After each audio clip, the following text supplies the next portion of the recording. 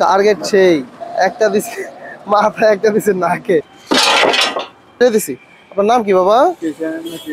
আপনার নাম কি? আপনার চুল মোছ এগুলো কাটটা পরিষ্কার করে দেই, কি বলেন? এই যে নখ বড় বড় পরিষ্কার করে দেই কাটটা। আপনার নাম কি কোন? আমার নাম কি?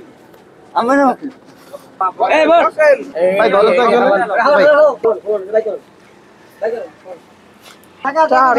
টাকা নিব না, কেউ টাকা নিব না। আই হায় রে, এই কি সব টাকা? কি টাকা এটি?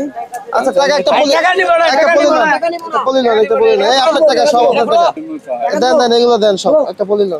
এই যে তোমার টাকা, এই কেউ নিব না, থাক এখানে থাক, কেউ নিব না। আস্তে আস্তে আস্তে। এখানে কি মজা ছাড়া আছে নাকি বাবা কিছু? আসসালামু আলাইকুম। আপনার নাম কি বাবা? চুলের নিচে আরেক জগৎ তৈরি হয়েছে বুঝছেন। এখন দুই চারটা যদি উকুন ছেড়ে দেওয়া যেত তাইলে মোটামুটি একটা আবাদের স্থল হয়ে যেত। হাঁটতেই থাকে বছরের পর বছর। এখন এই জায়গায় আছে এক জেলায়, এক মাস পরে আর এক জেলায়, এরপরে আর এক জেলায়, এরকম করতে করতে কোনো একদিন জীবনের শেষ নিঃশ্বাস যে কোনো এক জায়গায় ত্যাগ করবে। এলাকাবাসীর মায়া লাগলে দাফন কাফন করবে, নয়তো ত্রিপল লাইনে ফোন দিয়ে বাস হস্তান্তর করে দেবে। এই এদের জীবন। তো প্রথমে ভয় পায়, বললাম না, সবাই তো কিল থাবর চর গুতা এগুলো এরা পায় মানুষের কাছ থেকে, বুঝেন নাই? কাদা মাটি ঝড় তুফান সবকিছুর উপর দিয়ে এই সিঙ্গেল জুতা পাই দিয়ে হাঁটতেছে না। জুতা পাই দিয়ে থাকতে থাকতে দাগ হয়ে গেছে, দেখছেন? ভালো লাগতাছে? হ্যাঁ এবার ভালো লাগতাছে। গরমে চুলকাইতে মনে হচ্ছে। একটু চেহারাটা দিয়ে দেই, হ্যাঁ চোখটা বন্ধ রেখে, হ্যাঁ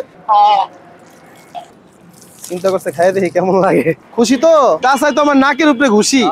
এই তো, এই যে বাবা, ঠিক আছে বাবা, খুশি তো? হ্যাঁ একটু কথা বলি। আপনার নাম কি বাবা? একটু শুনেন, একটু কথা বলি, যায়েন গাই।